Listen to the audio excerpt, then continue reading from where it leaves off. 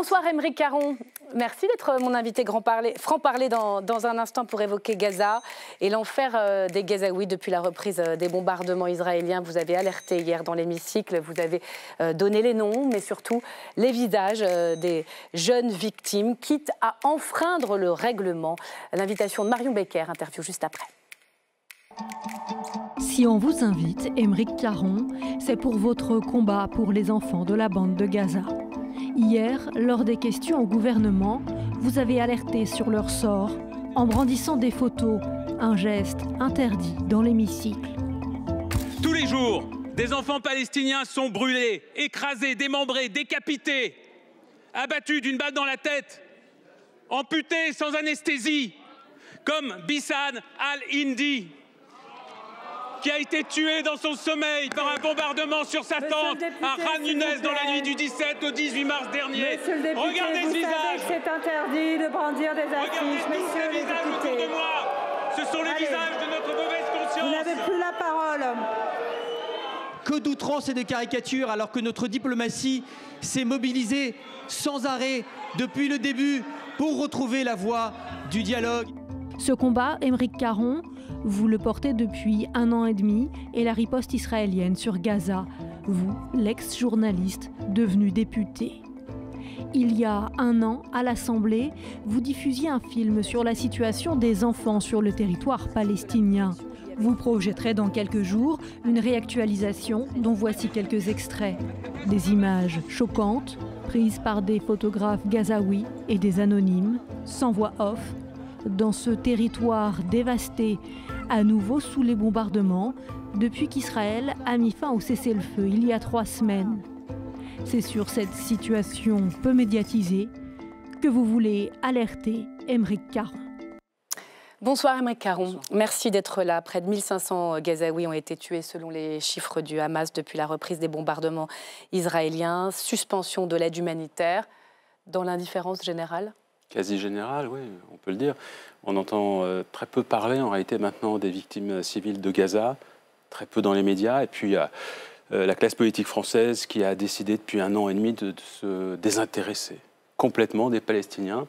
Et le seul constat qu'on peut faire, c'est qu'il y a l'idée chez beaucoup de gens dans cette classe politique que les Palestiniens ne sont pas des humains tout à fait comme les autres. Ce sont qui visez-vous précisément dans cette classe politique?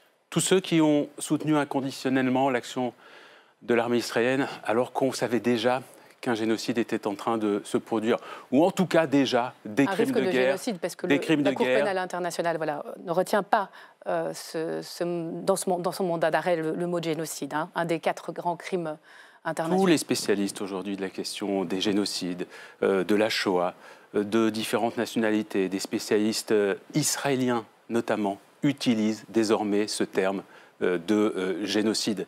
Et il est employé évidemment par Françoise Cabanese depuis très longtemps, la rapporteure spéciale des Nations Unies pour les territoires palestiniens occupés. Donc aujourd'hui, il y a une forme d'unanimité parmi tous les spécialistes de la question. Alors, si on n'en parle pas, c'est peut-être aussi à cause du contexte international. Est-ce que, je vous pose la question, non, je vous réponds. Le chaos du monde, Trump au pouvoir, avec son allié, Benjamin Netanyahou, au fond, il n'y a que lui qui l'écoute aujourd'hui. Netanyahou n'écoute déjà que lui-même. Personne. Non, il n'écoute personne, mais au-delà de ça, on sait que les crimes que commet aujourd'hui Netanyahou sont permis par l'Occident.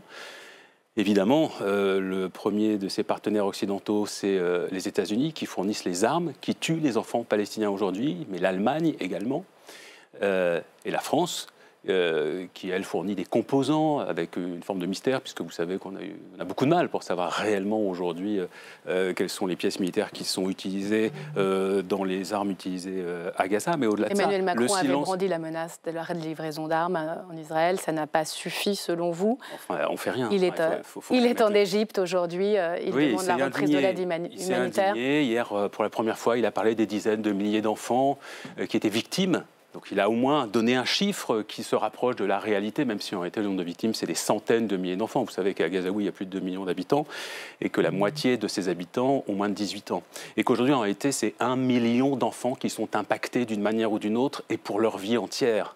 Ce sont des enfants qui ont tous été déplacés depuis 1 an et demi. Ce sont des enfants qui ne vont plus à l'école. Ce sont des enfants qui connaissent tous dans leur famille quelqu'un qui a été tué. Il y a beaucoup d'enfants qui ont vu la moitié de leur famille décimée, voire l'entièreté de leur famille. Beaucoup d'enfants orphelins aujourd'hui, des dizaines de milliers. Et puis il y a les chiffres que j'ai rappelés hier dans l'hémicycle. Donner des visages. C'est très important d'individualiser, d'incarner. Parce que les chiffres, c'est une chose, mais vous avez souhaité, au risque de la sanction, puisque ça n'est pas possible à l'Assemblée, c'est le règlement qui le dit, cette image, c'est vous qui en êtes à l'initiative. Racontez-nous pourquoi vous avez voulu faire ça. Mais parce que ce qui se passe à Gaza est absolument inimaginable. C'est-à-dire qu'en gros, c'est la crédibilité même de l'Occident qui...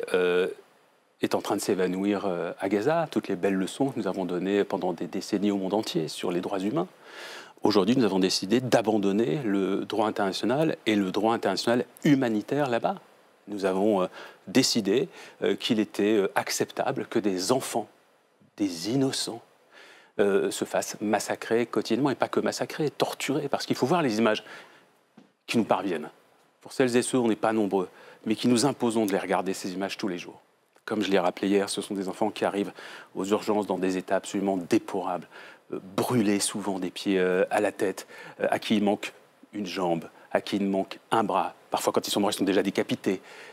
On les retrouve parfois sous les décombres, ils y ont passé des heures entières. C'est incroyable qu'on puisse tolérer qu'une telle chose se passe. Qu'est-ce que vous feriez, Émeric Caron, quand vous voyez bien que malgré... il y a quelque chose que je ne comprends pas. Les condamnations de la France, les atrocités du 7 octobre, disproportion de la riposte, il ne se passe rien parce que Benyamin Netanyahou est soutenu par sa coalition. Je vais juste rappeler quelque chose. Qu'est-ce que vous feriez pour l'arrêter, pour retrouver le cessez-le-feu ? Je vais vous répondre un instant. Les atrocités du 7 octobre, qui sont impardonnables, inacceptables, qui nous ont toutes et tous absolument bouleversés. 1200 morts. Parmi lesquels 800 civils. Déjà, ce bilan nous paraissait hallucinant. Quelle inhumanité perpétrée ce jour-là, quelle barbarie. On est à peu près 50 000 et parmi eux, à Gaza. Parmi eux, ce jour-là, 7 octobre, une quarantaine d'enfants.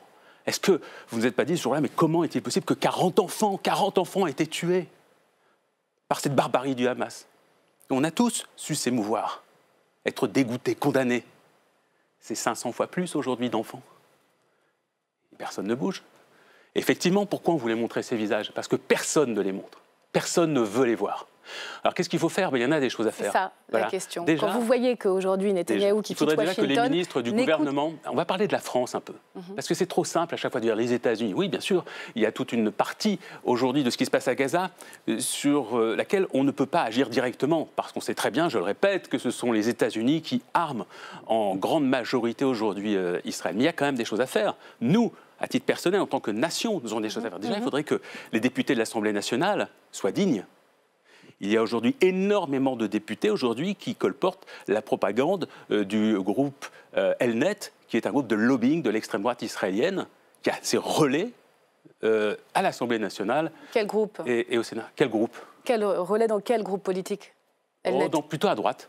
Plutôt à droite, mais il y en a dans la majorité de très nombreux. Vous avez vu qu'il y a eu par exemple un courrier qui était signé par une quarantaine de députés, entraîné par Caroline Yadan, qui est aujourd'hui la voix du Likoud donc là, à l'Assemblée nationale. Ça, c'est une députée macroniste. Oui, absolument. Elle n'est pas là pour se défendre. Donc, désolé, je peux quand même... bien sûr, de mon point de vue, totalement je libre fais une de analyse votre de la situation. Elle a quand même fait signer un courrier à 40 de ses collègues ou 42 de ses collègues pour demander que le Quai d'Orsay s'oppose à la reconduction de Francesca Albanese en tant que rapporteur spécial représentant des Nations Unies pour les territoires palestiniens. Pourquoi? Parce que précisément, depuis 1 an et demi, Francesca Albanese dénonce ce qui se passe à Gaza. Il y a des voyages aujourd'hui, le Rassemblement national, quand le Rassemblement national va sur l'invitation du gouvernement Netanyahou en Israël et se dit nos combats sont communs, c'est du soutien au génocide. Donc nous avons aujourd'hui une Assemblée nationale qui est en majorité complice dans ce qui se passe à Gaza. Et donc nous, en tant qu'État, on aurait des choses à faire. On pourrait organiser du boycott, on pourrait organiser une rupture de toute relation commerciale. Enfin, on sait faire. On sait faire. On sait avoir une voix forte. Par exemple, on pourrait dire on ne reçoit pas un ministre, comme c'était le cas il y a quelques jours encore, un ministre du gouvernement Netanyahou, comme si de rien n'était. On ne le fait pas. Alors, vous trouvez que, au fond, quoi, la position de la France, parce que j'ai entendu quand même Jean-Luc Mélenchon reconnaître que la position de la France était plutôt... Ah bon?